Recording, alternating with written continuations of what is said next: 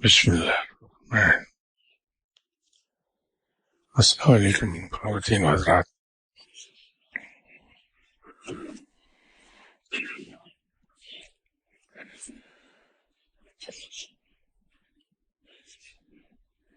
ایک چیز، بلکہ یوں کہیے کہ ایک لفظ کا استعمال ہم اکثر و بیشتر کرتے ہیں، عدل، انصاف۔ انصاف کی ڈیفینیشن مختلف جگہوں پر مختلف کتابوں میں مختلف انداز میں ملے گی آپ کو، لیکن حافظ شیرازی صاحب نے عدل کی جو تعریف بیان کی ہے وہ ہے حق بحقدار رسیدن، کہ حقدار کو اس کا حق مل جائے، یہ عدل ہے۔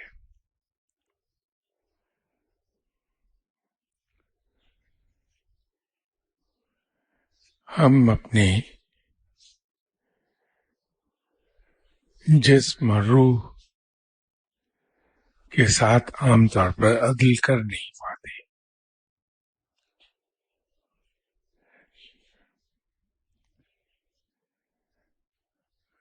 ہم میں سے جو مجھ جیسے گناہگار لوگ ہیں، ہماری توجہ مادی چیزوں پر جن کا تعلق ہمارے جسم سے زیادہ مرکوز ہوتی ہے، اور روح پر توجہ اتنی ہی کم ہوتی ہے ہماری۔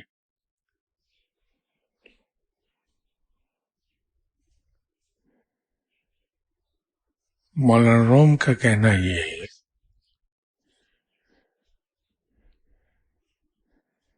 کہ کل کائنات کی دنیاوی چیزوں ٹوٹل ویلیو مل کر بھی اتنی نہیں ہے کہ انسان اس کے کھو جانے پر ایک لمحے کو بھی غمگین ہو۔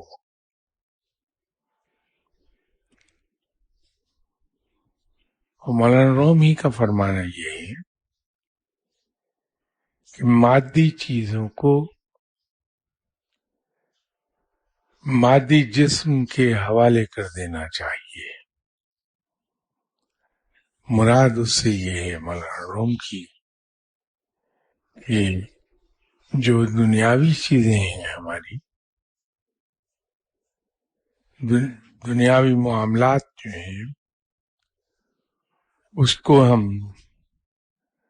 اپنے جدوجہد اور محنت کے حوالے کر دیں اور نتیجہ رب کے، تو انسان رنج و غم سے دور ہو جاتا ہے۔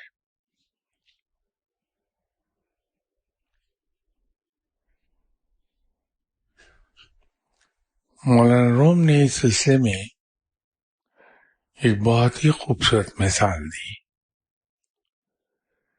کہ باغ میں پھلدار درخت بھی ہیں،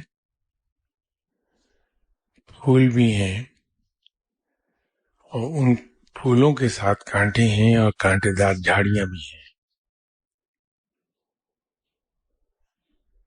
اگر کوئی شخص پھلدار درختوں کو چھوڑ کر اور پھولدار پودوں کو چھوڑ کر کانٹے دار جھاڑیوں کی آبیاری کرتا رہے تو پھلدار درخت اور پھولدار درخت مرجھا جائیں گے اور کانٹے دار جھاڑیاں پھلتی پھولتی رہیں گی۔ اسی طرح جب ہم مادی چیزوں کے پیچھے دوڑتے ہیں، ہماری توجہ اسی پر مرکوز رہتی ہے، تو ہماری روح اگنور ہونے لگتی ہے، ہم روح کی پرورش نہیں کر پاتے۔ تو نتیجہ یہ ہے کہ انسان کو ڈپریشن، یاس، نا امیدی، بے چینی اور غم گھیر لیتے ہیں۔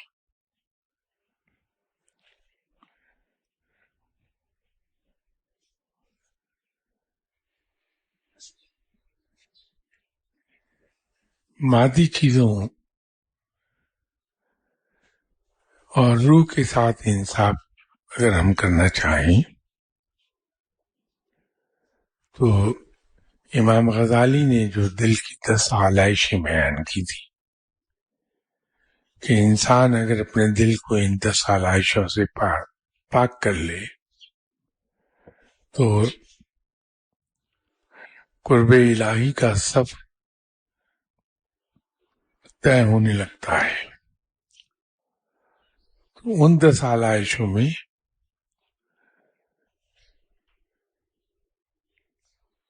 حرص و لالچ اور غصہ، یہ دو ایسی خوفناک چیزیں ہیں کہ جو انسان کی روح کو زخمی کرتی رہتی ہیں۔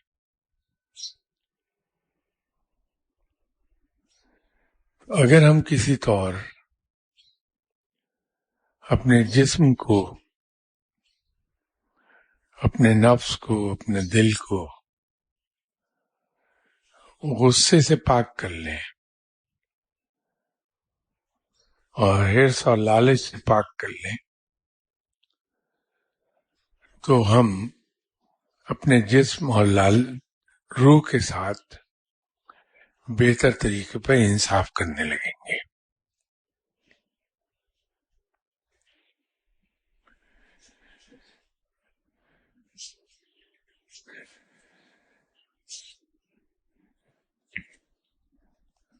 ہم میں سے سبھی لوگ اس چیز کے متمنی رہتے ہیں کہ ہمیں رب مل جائے،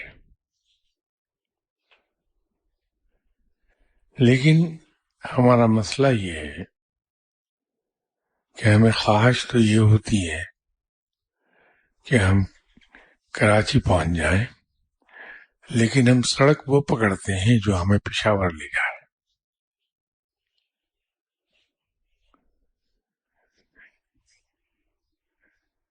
خیال یہ ہوتا ہے کہ ہم رب کو پالیں، لیکن دنیا کی محبت دل سے نکال نہیں پاتے۔ نتیجہ یہ ہوتا ہے کہ رب کی جانب ایک قدم بھی نہیں اٹھتا ہمارا، اور بدنصیبی سے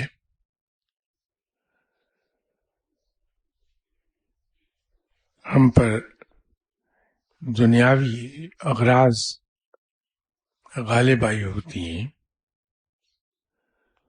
اور دھیان ہمارا دنیاوی اغراض کی طرف لگا رہتا ہے۔ ہم نے کوئی بھی کام کرنا ہو، چاہے دنیاوی ہو یا روحانی، اس میں بنیادی اہمیت توجہ کو حاصل ہے۔ جس طرف ہم توجہ مرکوز کر دیں گے، جس طرف ہم زیادہ توجہ دیں گے، اسی ایریا میں ہمیں کامیابی حاصل ہوگی۔ تو اگر کہیں انسان کو پراپر گائیڈنس نہ مل رہی ہو اور اس کا گائیڈ اسے ہاتھ سے پکڑ کر اس راہ سے لینا آئے تو پھر ہو یہ جاتا ہے کہ ہم رب کو پکار رہے ہوتے ہیں، لیکن ہمیشہ کسی غرض سے، کوئی نہ کوئی دنیاوی غرض ہماری اٹکی ہوتی ہے، اور ہم اس غرض کے لیے رب کو پکار رہے ہوتے ہیں، چاہے وہ ہماری پکار نوافل کی صورت میں ہو، تسبیحات کی صورت میں ہو، وظائف کی صورت میں ہو، لیکن اس کے پیچھے غرض ایک ہی ہوتی ہے کہ یہ ہمارا دنیاوی کام ہو جائے۔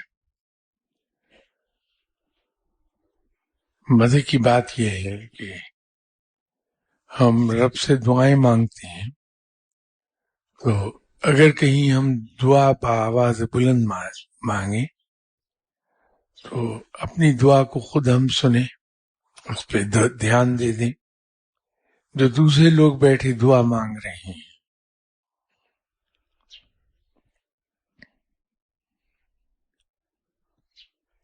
مزے کی بات یہ ہے کہ ہماری دعا کا 90% حصہ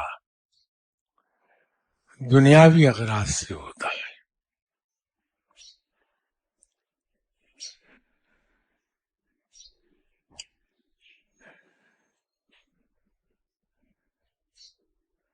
یہ بات ظاہر کرتی ہے کہ at the back of our mind, یا ہمارے لاشعور میں کیا چیز اہم ہے، ہم کس چیز کو اہم سمجھ رہے ہیں، تو ہم بے خیالی میں وہی کچھ رب سے مانگتے ہیں۔ اب اس سلسلے میں مختلف تعویلیں ہم بناتے ہیں کہ رب تو مانگنے سے راضی ہوتا ہے، خوش ہوتا ہے۔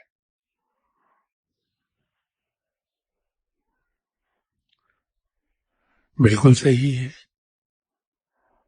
کہ اگر رب سے نہ مانگا جائے تو وہ اس کی خفگی کا سبب بن جائے گا۔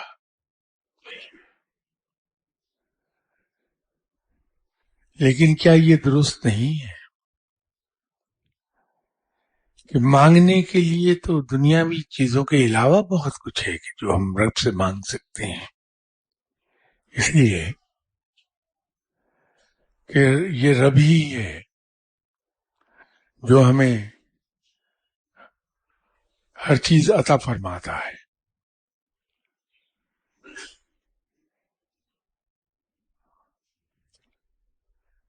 اگر یہ راز ہماری سمجھ میں آ جائے کہ ہم رب سے دنیا نہ مانگیں، اس کے علاوہ اس سے چیزیں مانگیں، تو دنیا از خود حاصل ہو جاتی ہے۔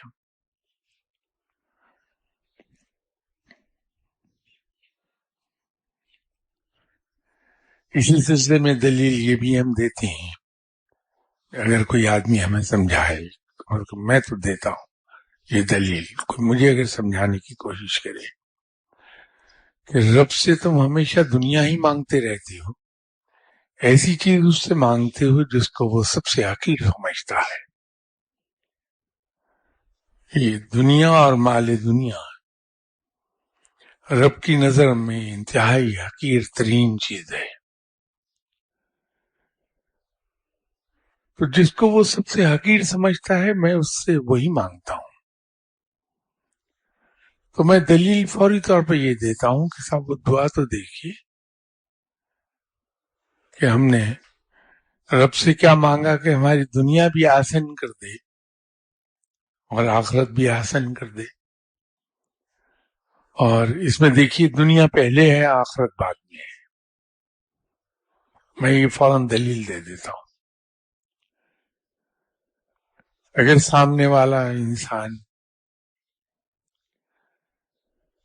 بہت زیادہ بامروت نہ ہو تو چپ نہیں رہے گا، بلکہ وہ فوراً مجھ سے ایک کاؤنٹر کوشچن کر دے یہ جو ہم اللہ سے کہتے ہیں کہ یا اللہ ہماری دنیا بھی حسین کر دے اور آخرت بھی، تو کیا یہ راز ہم سے پہلے والوں پر نہیں کبھی کھلا تھا؟ کیا یہ راز کبھی ہمارے اسلاف پر آیا نہیں ہوا تھا کہ کامیاب دنیا تو بنتی ہی صرف مال و زر سے ہے، دولت سے؟ وہ رب سے یہی دعا مانگتے رہے، لیکن اپنے معاملات کو دنیا میں اس طرح سے چلایا کہ ان کی دنیا بھی خوبصورت ہو گئی اور آخرت بھی۔ دنیا کا لفظ پہلے اس لیے اس میں آتا ہے دعا میں کہ ہماری آخرت کا دار و مدار اس دنیاوی زندگی پر ہے۔ اگر ہم نے اس دنیاوی زندگی کو اس طرح سے گزار لیا جس طرح رب ہم سے چاہتا ہے، تو اس کے نتیجے میں دنیا تو خوبصورت ہوگی ہی ہوگی، لیکن آخرت بھی ہماری سمجھ جائے گی۔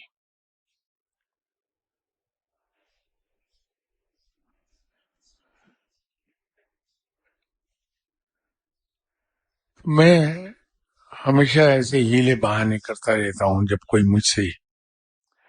مجھے یہ سمجھانے کی کوشش کرے کہ رب سے اس کی مغفرت، اس سے معافی مانگ لو، اس لیے کہ ہم انسان ہیں، ہم سے دونوں طرح کے گناہ سرزد ہوتے ہیں، دانستہ بھی اور نادانستہ طور پر بھی۔ جو نادانستہ گناہ ہم سے سرزد ہو جاتے ہیں وہ ہمارے علم میں آتے ہی نہیں ہیں۔ تو سب سے سیف راستہ یہ ہے کہ رب تعالی سے ہم دیدہ دانستہ اور غیر دانستہ دونوں طرح کے گناہوں کی معافی مانگیں۔ دیکھیے مانگا رب سے میں نے، پھر ہم انسان ہیں، ہم سے غلطیاں بھی ہوتی ہیں، خطا بھی ہوتی ہے، اور ہم سے کوتاہی بھی ہو جاتی ہے۔ تو اگر میں نے رب سے تینوں چیزوں کی معافی مانگ لی کہ یا اللہ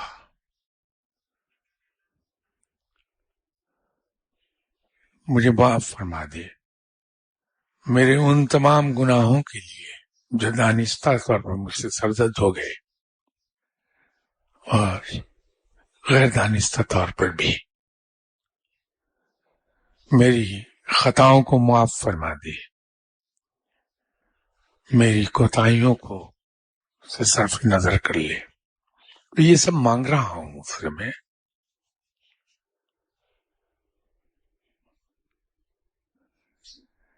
اور اس سے معافی کا طلبگار ہوا، اور اس سے اگلی چیز اس سے یہ مانگ لی کہ یا اللہ تو مجھے اپنی پناہ میں لے لے۔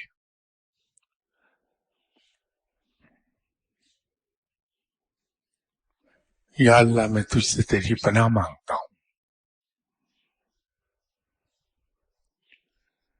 شیطان کے شر سے بھی اور اپنے نفس کے شر سے بھی تو میری مدد فرما کہ میں ان دونوں سے محفوظ رہ سکوں۔ تو مانگ رہا ہوں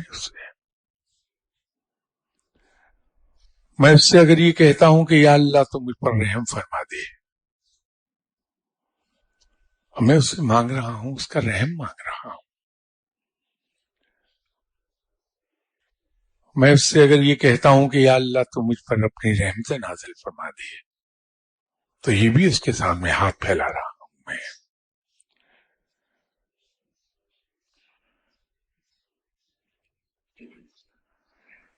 اگر میں اس سے یہ کہتا ہوں کہ یا اللہ مجھے تیرے دیدار کا شوق ہے،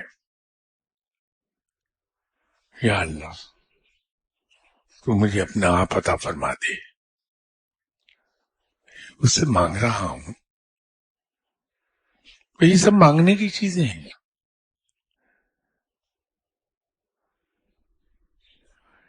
تو اگر رب نے میرے اوپر رحم فرما دیا تو میں بچ گیا سب چیزوں سے. میری تمام کوتاہیاں اور میرے تمام گناہ میں ان سے بچ گیا اس کی سزا سے کہ میں نے اس کے سامنے سرنڈر کر دیا ہے. کیونکہ جب میں نے اس سے رحم مانگا تو میں نے رب کے سامنے ایک بات کا اقرار کیا کہ یا اللہ میں خطا کار ہوں, میں خطاوار ہوں. میں ڈیفینڈ نہیں کر رہا اپنے گناہ کو, بلکہ میں اس کا اقرار کر رہا ہوں کہ یہ سچ ہے کہ میں خطا کار ہوں.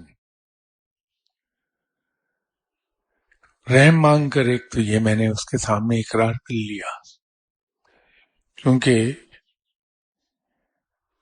گناہ سے زیادہ عذر گناہ قابل گرفت ہو جاتا ہے. تو جب انسان سیدھا کہہ دے کہ غلطی ہو گئی مجھ سے, معافی چاہتا ہوں,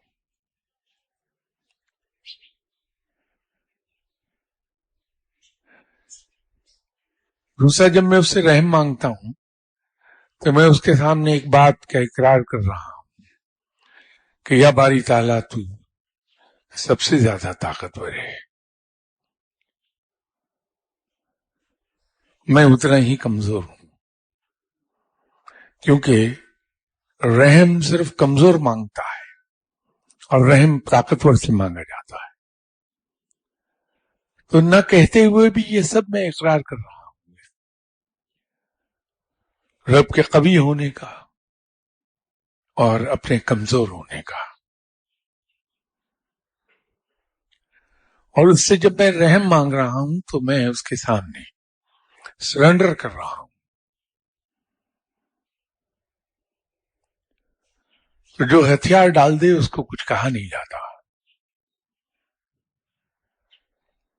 تو صرف ایک چیز مانگی اس سے میں نے, رحم.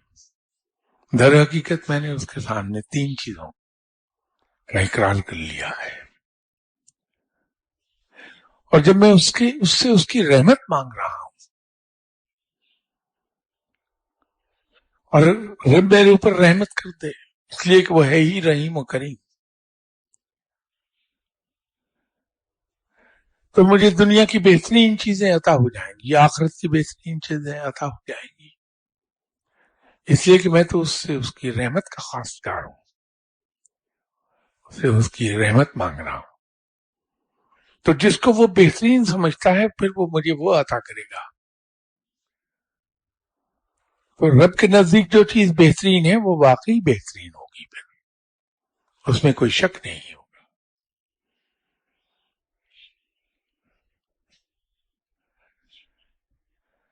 جب میں اس سے اس کا قرب مانگتا ہوں, اس کی دوستی مانگتا ہوں, تو دوست تو وہ ہوتا ہے جو انسان کی بھلائی چاہے. تو جب اللہ کی دوستی عطا ہو گئی, اس کا قرب عطا ہو گیا, تو مجھے دنیا جہان کی بھلائیاں عطا ہو گئیں. اس لیے کہ دوست کا تو کام ہی یہی ہے کہ بھلا چاہے دوسرے کا. اب جب میں اس سے یہ کہتا ہوں کہ یا اللہ تو مجھے اپنی ذات عطا فرما دے, یا اللہ تو مجھے اپنا آپ عطا فرما دے, تو جس کو رب مل گیا پھر پیچھے کیا رہ گیا؟ معاملہ ختم ہو گیا, وہاں انتہا آ گئی. تو پھر رہا کیا؟ اگر میں دنیا مانگوں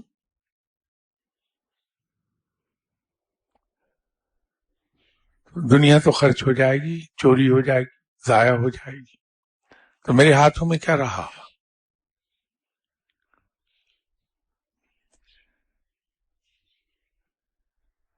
تو مانگنے کو بہت چیزیں ہیں رب سے, یہ بالکل درست ہے کہ رب کو مانگنا بڑا اچھا لگتا ہے کہ اس کا بندہ اس سے مانگے، لیکن مانگنے کے لیے دنیاوی چیزوں سے زیادہ بہتر چیزیں موجود ہیں.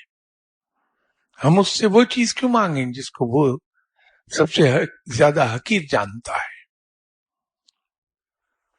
ہم اس سے وہ کیوں نہ مانگیں جو اس کے نزدیک بہترین ہے؟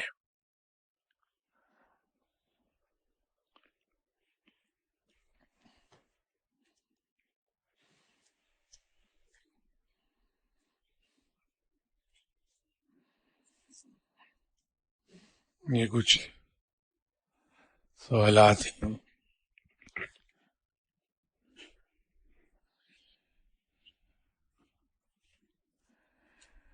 جب شیخ کامل اپنے مرید کو آپ صلی اللہ علیہ وسلم کی بارگاہ میں لے کر جاتے ہیں تو کیا مرید خود بھی اس کا مشاہدہ کر رہا ہوتا ہے؟ یہ ڈپینڈ کرتا ہے کہ مرید روحانیت کے کس مقام پر فائز ہے. شیخ کامل کی بھی مجال نہیں ہے کہ وہ اپنے کسی مرید کو آپ صلی اللہ علیہ وسلم کے دربار میں بغیر وہاں کی اجازت کے لے جائے. وہ دربار تو ایسا دربار ہے جہاں خود فرشتے بھی بغیر اجازت نہیں جا پاتے. تو بیچارہ شیخ کامل کیا بیچتا ہے؟ وہ لے کے جائے گا جب اس کو اجازت دے دی جائے گی، اور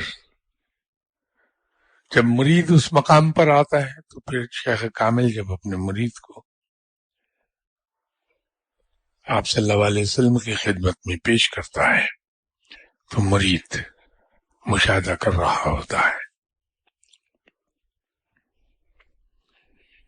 دوسرا سوال ہے کہ اگر شیخ کامل اپنے کسی مرید کی روحانی ڈیوٹی لگانا چاہیں اور اس مرید میں استعداد نہ ہو تو کیا شیخ کامل اپنی کوئی پڑھائی اس مرید کی طرف سے آپ صلی اللہ علیہ وسلم کی بارگاہ میں پیش کرتے ہیں تاکہ اس مرید میں وہ ڈیوٹی سر انجام دینے کی استعداد پیدا ہو جائے؟ بالکل یہ درست ہے کہ اگر کوئی مرید ابھی اس مقام پر نہیں آیا کہ وہ کوئی ڈیوٹی سر انجام دے، اور اگر حالات ایسے ہوں کہ اس مرید کی ڈیوٹی لگانا ضروری ہو جائے تو شیخ عطا سے کام لیتا ہے. اس کو عطا کہتے ہیں. وہ اسے وہ چیز عطا کر دے گا، وہ گرچہ محدود ہوگی صرف اسی ایریا کے لیے. اس کے وہ پیرامیٹر سیٹ ہوں گے کہ اگر وہ یہ کہہ دے اپنے مرید سے کہ جو بھائی اس آدمی کو دم کراؤ تم، وہ ٹھیک ہو جائے گا، یہ پڑھ دینا وہاں. تو وہ اس مریض کے لیے اسپیسیفک ہے کہ ایسا مرید اس مریض کو جب دم کر دے گا، اگر وہی پڑھائی دوسرے پر پھونک کر دم کرنے کی کوشش کرے نہیں ہو پائے گا. وہ اسپیسیفک ہوتی ہے. اگر کوئی شیخ مرید کو یہ اجازت دے دے کہ تم اپنے گھر پہ بیٹھ جاؤ، جو آئے اس کو دم کر دینا، وہ ٹھیک ہو جائے گا، تو وہ گھر میں بیٹھ کے دم کرے گا تو ٹھیک ہو جائے گا بندہ. کوئی بھی آئے گا دم کر دے گا، ٹھیک ہو جائے گا. لیکن ایک بات ہمیں یاد رکھنی چاہیے کہ عطا استعمال سے کم ہوتی چلی جاتی ہے. جیسے آپ کا بینک بیلنس ہے، آپ کا بینک بیلنس ہے، اس میں جمع کچھ نہیں ہو رہا، لیکن آپ اس میں سے وڈرالز کیے جا رہے ہیں، تو ایک وقت آئے گا کہ وہ بیلنس آپ کا زیرو ہو جائے گا وہاں. تو عطا کا معاملہ بھی یہی ہے. اس لیے اگر شیخ عطا کرے بھی اور مرید اگر سمجھدار ہے تو وہ معذرت کر لے کہ حضور یہ عطا کی مہربانی آپ کی، آپ اتنے عنایت کر رہے ہیں، لیکن اس عطا کا میں کیا کروں گا جو خرچ ہو جانے والی ہے. تو مجھ کو تو ایسی پڑھائی دیجیے جس پہ میں محنت کروں، وہ دن بدن بڑھتا چلا جائے معاملہ۔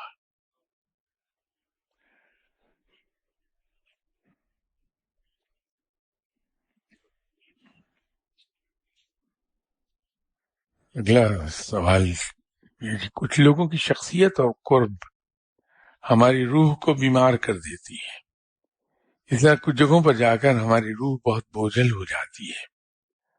بعض گھروں میں جا کر ایسا ہی احساس ہوتا ہے کہ روح وحشت زدہ ہو جاتی ہے۔ ایسا کیوں؟ اس کیفیت سے باہر آنے کے لیے کیا کیا جائے؟ اس کی دو وجوہات ہو سکتی ہیں۔ ایک تو یہ ہے کہ وہاں اگر انسان جو گیا ہے وہ خود بہت نیک ہے، اللہ کی راہ پہ چلنے والا ہے، ایسی جگہ چلا گیا یا ایسی انسان سے ملاقات ہو گئی جہاں معاملات اس کے برعکس ہیں، تو روح پر ایک بوجھ آ جائے گا۔ اللہ کو یاد کرنے والا آدمی ہے، ذکر الہی کرنے والا آدمی اگر ایسی جگہ چلا جائے جہاں کالا جادو ہو رہا ہے یا کالے جادو کا عامل اس کے پاس آ جائے تو ایسے آدمی کے سر میں درد شروع ہو جائے گی، فوراً اسے وہ ٹکراؤ ہوگا جس کی وجہ سے اس پہ بوجھ آئے گا۔ وہ بعض کا یہ بھی ہو جاتا ہے کہ ذکر اذکار تو بہت اقسام کے ہیں، تو کسی ایسی جگہ چلے گئے جو سلسلہ آپ کے سلسلے سے مطابقت نہیں رکھتا ہے،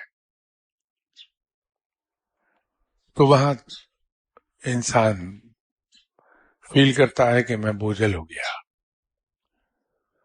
بعض کا ہوتا یہ ہے کہ یہ آدمی خود بہت ایڈوانس لیول پر گیا ہوتا ہے، جو ٹکراؤ رکھتا ہے وہ بھی اپنی راہ میں بڑے مقام پر ہے، تو وہ جب اتنا بڑا ٹکراؤ وہاں ہوگا تو پھر طبیعت پہ بہت بوجھ ہو جائے گا۔ وہ لوگ جو پاکستان میں رہتے ہیں، الحمدللہ اسلامی ملک ہے اور روحانی راہ پر ہیں، آگے گئے ہیں، ایسے لوگ جب انڈیا جاتے ہیں تو وہاں انہیں ایک عجیب سی اسمیل محسوس ہوتی ہے جو بہت ہی بھگا دینے والی ہوتی ہے، وہ بڑا مشکل ہوتا ہے اسے برداشت کرنا۔ تو جو لوگ بہت ایڈوانس لیول پر ہیں روحانی طور پر، ان کی آنکھوں پر پٹی باندھ کے ہوائی جہاز میں بٹھا دیں، جو ہی ہوائی جہاز انڈیا کے بارڈر میں داخل ہوگا انہیں وہ اسمیل آئے گی، وہ آپ کو بتا دیں گے کہ ہم انڈین ٹیریٹری میں داخل ہو گئے ہیں، اس لیے کہ اس کی روح اتنی لطیف ہے کہ کفر اور شرک کو برداشت نہیں کر پا رہی اس میں۔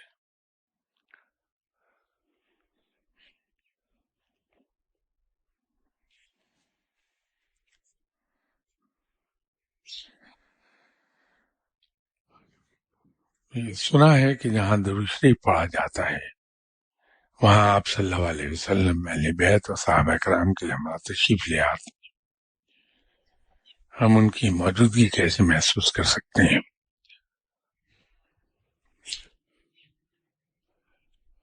اب جہاں درود شریف کثرت سے پڑھا جاتا ہے، جگہ پاک صاف ہے، خوشبو وہاں سلگائی گئی ہے، وہاں عام طور پر آپ صلی اللہ علیہ وسلم تشریف لے آتے ہیں۔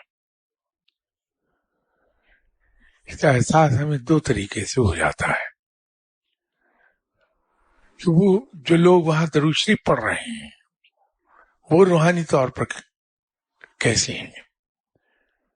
تو اگر تو روحانیت میں کافی آگے گئے ہوئے ہیں تو باقاعدہ اناؤنسمنٹ سن لیں گے وہ کہ آپ صلی اللہ علیہ وسلم کی تشریف آوری سے پہلے اناؤنسمنٹ ہوتی ہے،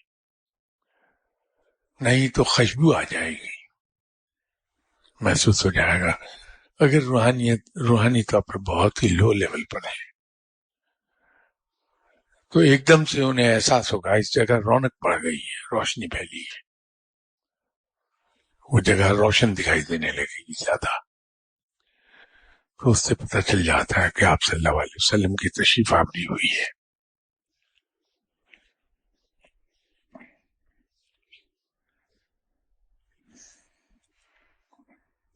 صاحب کشف و کرامات فقیر کا تو پتہ چل جاتا ہے، لیکن یہ کیسے پتہ چلے کہ کوئی فقیر مشاہدہ حق کے مقام پر ہے؟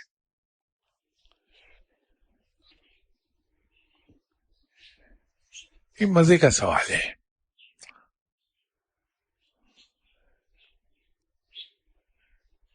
اگر کوئی فقیر ہے اور آپ کو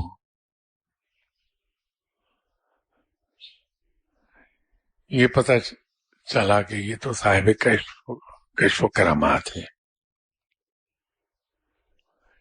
تو اسے اس کے مقام کا ادراک ہو جائے گا بڑی آسانی کے ساتھ. جب فقیر گفتگو کرتا ہے، اگر تو اس کی گفتگو کا محور کشف و کرامات ہے تو سمجھ لیجئے کہ روحانیت کے ابتدائی درجات پر ہے وہ، اس لیے کہ یہ کشف و کرامات تو ابتدائی سٹیج ہے روحانیت کی. اگر وہ حق کی باتیں کرتا ہے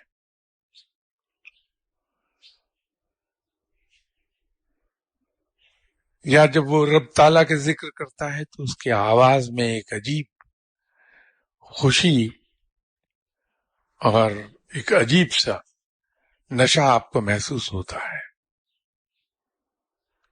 جیسے ایک باپ اپنے لائق بیٹے کا جب ذکر کرے گا تو اس کے لب و لہجے میں آپ کو ایک عجیب سا فخر اور ایک عجیب سی خوشی محسوس، فرق پتہ چل جاتا. تو جو فقیر مشاہدہ حق میں مبتلا ہوتا ہے، جو رب کا ذکر کرے گا تو اس کا لب و لہجہ بدلے گا، اس کے اندر ایک عجیب سا آپ کو نشہ اور ایک عجیب سرخوشی کا سا احساس ہوگا کہ اس کی ٹون بدل گئی ہے. تو جب آپ اس کو، وہ جب گفتگو کر رہا ہو حق کے بارے میں، تو آپ اس کو کشف و کرامات کی طرف گھسیٹیں تو اس میں ناگواری کا احساس آئے گا، اس لیے کہ اس کو اس مقام سے نیچے اتر کے آنا پڑے گا جو وہ پسند نہیں کرتا ہے. تو بھاگے گا کشف و کرامات سے کہ اس کا ذکر نہ ہی کوئی چھیڑے ہوئے، اور رب کی باتیں کر کے خوش ہو. تو سمجھ لیجئے کہ مشاہدہ حق کے مقام تک گیا ہوا ہے وہ بندہ.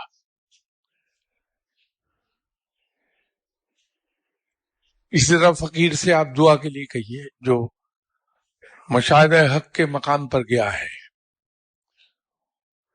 اس سے دنیاوی دعاؤں کے لیے کہیے تو الجھے گا وہ، کیونکہ اللہ کا بندہ اسے دعا کا کہہ رہا ہے، وہ اسے ڈانٹ تو نہیں سکتا، اسے منع نہیں کر سکتا، اس لیے کہ پھر وہ کنجوس کہلائے گا اور کنجوس پر رب کی لعنت ہے. تو وہ دعا سے انکار تو نہیں کرے گا، لیکن دعا کے نام سے ہی الجھنے لگے گا. اس میں ایک اس کے فیس سے آپ کو پتہ چلے گا کہ تو دعا کرانے والے کو بھی وہ حق کی بات کی طرف لے جانے کی کوشش کرے گا. تو وہ پتہ چل جاتا ہے کہ یہ مشاہدہ حق کے مقام پر ہے. اگر وہ کہانیاں سنانے لگے آپ کو کشف و کرامات کی، آپ اس سے حق کی بات کریں اور وہ آپ کو کشف و کرامات کی بات کرے، تو سمجھ لیجئے کہ وہ ابھی بڑے نچلے درجے پر ہے.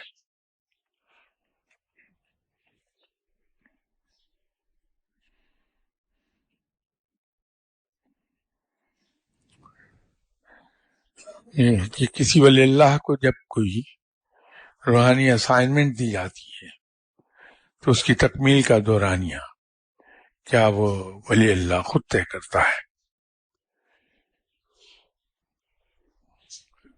ایسا نہیں ہے، لیکن اس کی ڈیٹیل میں شاید میں نہ جا پاؤں، اس لیے کہ یہ وہ معاملات ہیں جن کو کسی قیمت پر بھی نہیں کھولا جاتا. جو فقیر کے ساتھ واردات پیش آئی ہے، مشاہدہ کیا ہے، تجربے سے گزرا ہے، وہ شروع میں بتانے کی اس کی بھی اجازت نہیں ہوتی.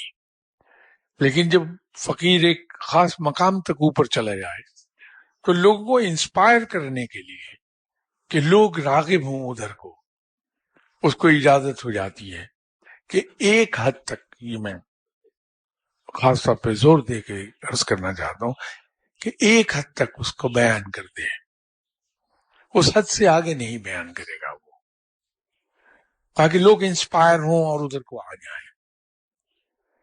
لیکن یہ جو ڈیوٹی کے معاملات ہیں کہ ڈیوٹی کی نیچر کیا ہوتی ہے، یہ جو تکوین ہے، اس کے جو معاملات ہیں اس کو بیان نہیں کرے گا فقیر، نہ اس کو اجازت ہے. تو میں اتنا تو کہہ دیتا ہوں کہ نہیں، ہر چیز طے شدہ ہے، فقیر اس میں دخل نہیں دے سکتا. اس لیے کہ فقیر تو شروع ہی کہ اسٹیج پر جانے کے لیے اس نے کاف سے شروع ہونے والے الفاظ اپنی ڈکشنری سے ختم کر دیے، تو تبھی تو وہ آگے بڑھ پایا کہ اس نے اپنے مرشد کے ساتھ پہلے وہ ختم کیے. کیوں، کب، کیسے، کس طرح. تو تبھی تو مرشد کی باتوں پر آنکھیں بند کر کے عمل کرنے لگا، تو اس کی منزلیں طے ہوئی. تو جب اتنے بڑے مقام پر آ گیا ہے وہ، تو پھر وہ کس طرح سے یہ کاپ سے شروع ہونے والے الفاظ کو دوبارہ اپنی ڈکشنری میں لے آئے گا. اس لیے فقیروں کے یہاں نہیں ہے، جو اس کے ذمہ ڈیوٹی ہے وہ خاموشی سے کر دے گا.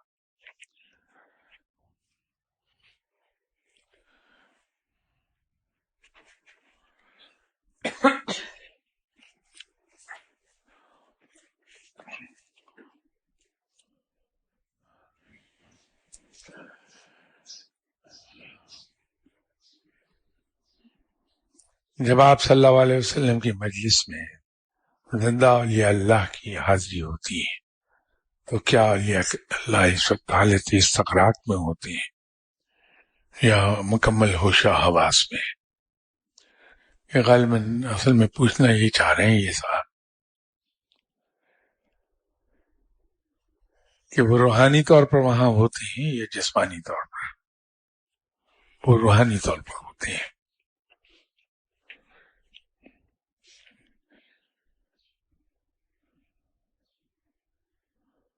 آپ صلی اللہ علیہ وسلم کی مجلس میں کیا ہر ولی اللہ کی جگہ مخصوص ہوتی ہے یا تبدیل ہوتی رہتی ہے؟ محترم، پہلی بات تو یہ ہے کہ ہر ولی اللہ اس مجلس میں نہیں جا سکتا ہے. یہ چیزہ سلیکٹڈ اولیاء کرام ہیں جن کو اجازت ہوتی ہے کہ اس محفل میں حاضری دے پائیں. چند ہی خوش نصیب ہیں یہ.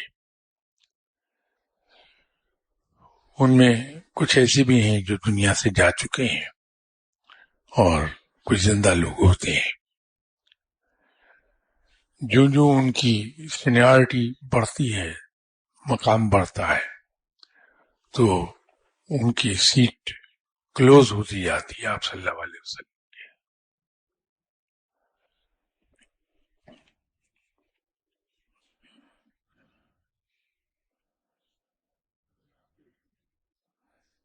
آپ صلی اللہ علیہ وسلم کی مبارک مجلس میں کیا اہل برزخ اولیاء اللہ بھی موجود ہوتی ہیں؟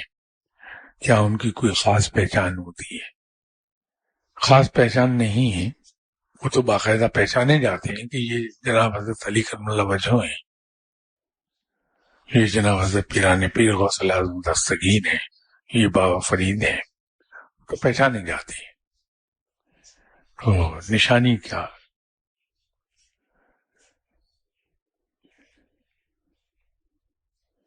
جیسا آپ نے کہا تھا کہ بعض اولیاء اللہ کا تصرف یا حکم ان کی وفات کے بعد بھی جاری رہتا ہے. سوال یہ ہے کہ اہل برزخ اولیاء اللہ بھی کسی روحانی ڈیوٹی پہ مامور ہوتے ہیں. یہ اللہ تعالیٰ کی ایک خاص عنایت اور انعام ہے ان اولیاء اللہ پر جنہوں نے اللہ تعالیٰ کی راہ میں اپنے آپ کو مٹا ڈالا. تو کچھ ہی لوگ ہوتے ہیں ان پر اللہ کا یہ خاص انعام ہوتا ہے کہ مر جانے کے بعد بھی ان کا حکم جاری رہتا ہے. جیسے بابا سید تاج الدین اولیاء، ان کا حکم آج بھی جاری و ساری ہے.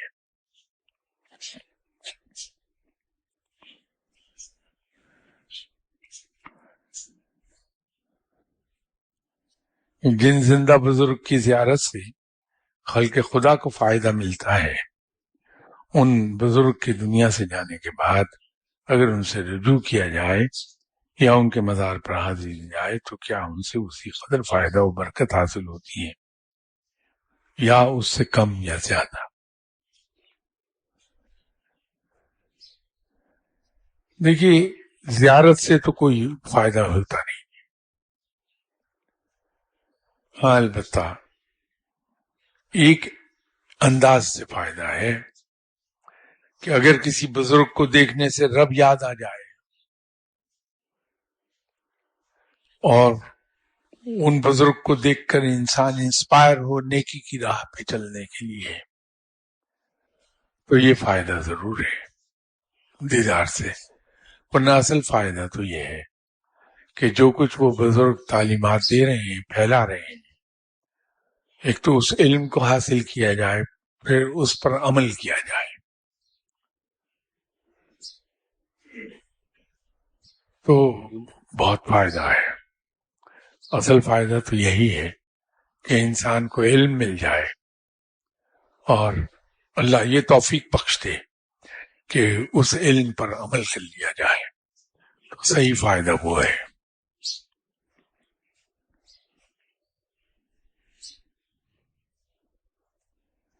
وہ کون سے حالات ہیں جن میں مرشد اپنے مرید سے لا تعلق ہو جاتا ہے؟ ایک ہی صورتحال ہوتی ہے جب کوئی مرید ریپیٹڈلی ان تعلیمات کے خلاف چلنے لگے جو وہ دے رہا ہے اس کا مرشد اسے. میں ریپیٹڈلی کہہ رہا ہوں، ایک دو چار خطاؤں پر تو کچھ نہیں کہتا، مرشد ڈانٹ دے گا. لیکن جب بار بار تنبیہ کرنے کے باوجود مرید ان تعلیمات کے برعکس کام کرے جو وہ دے رہے ہیں تو مرشد پھر لا تعلق ہو جاتے ہیں. ایسے کئی ایک واقعات پیش آئے ہیں ماضی میں کہ کچھ مریدوں نے از خود دعاؤں کا سلسلہ شروع کر دیا، لوگوں کے لیے از خود تعلیم دینے کا سلسلہ شروع کر دیا، اور وہ ظاہر ہے کہ ابھی پختگی کے اس مقام پر نہیں کہ جہاں مرشد انہیں اجازت دیتے. تو نتیجہ یہ ہے کہ وہ خلق خدا کے لیے نقصان کا سبب بننے لگتے ہیں یا خلق خدا گمراہ ہونے لگتی ہے، بھٹکنے لگتی ہے. تو مرشد اس کو برداشت نہیں کرتے، وہ تنبیہ کرتے ہیں، نہ باز آئے تو لا تعلق ہو جاتے ہیں. ماضی میں ہوتا رہا ہے یہ. پھر اکثر تو یہ ہوا کہ مرید کو بھی ہوش آ گئی کچھ عرصے کے بعد، جب مار پڑنی شروع ہوئی تو اپنے مرشد کے پاس چلے گئے، جا کے معافی مانگ لی. مرشد چونکہ بڑے لوگ ہوتے ہیں، وہ مرشد ہو ہی وہ سکتا ہے جو ذہنی اور دلی لحاظ سے بڑا ہو، تو معاف کر دیتے ہیں، تربیت دوبارہ شروع کر دیتے ہیں.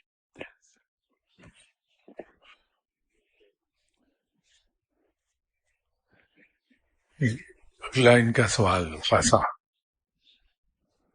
تفصیل طلب ہے.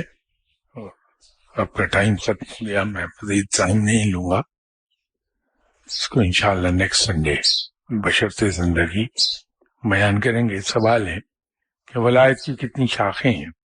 کہا جاتا ہے کہ حشرات الارض پرندوں کو دانا ڈالنے اور پانی پلانے سے بھی ولایت کی ایک کلندری لائن مفت میں مل جاتی ہے.